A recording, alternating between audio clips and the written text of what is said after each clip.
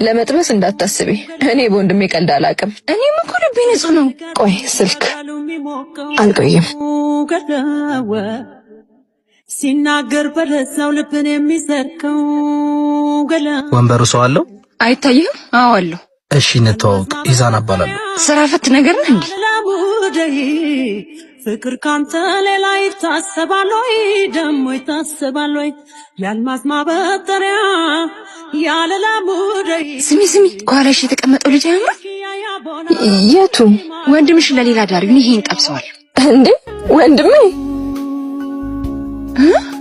ጓደኛሽ አላስቀምጣለችኝ እኮ። ተዋወቁ እና ምን ችግር አለው? እንቀይሯለና አንድ የሚመጣ ሰው አለ፣ እሱ ይዞልሽ ይመጣል።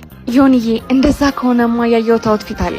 ችግር የለውም። የምትፈልጊውን ነገር ቴሌግራም ላይ ላኪልኝና ይዞልሽ ይመጣል። እሺ አባቴ። የኔ አባት ሽንት ቤት ደርሼ ልምጣ? እሺ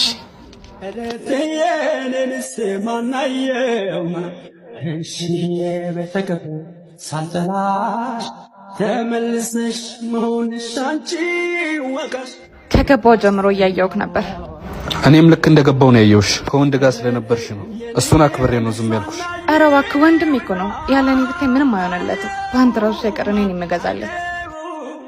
ደስ ይላል። እድለኛ ነው እንዳንቺ አይነት እህት ስላለው። በጣም ለማንኛውም እሱን ቤልሽኛልና ዛሬ አብረን እናምሽ። ደስ ይለኛል። ስልኬን ያዥው 09 51 62 በቃ እደውላለሁ።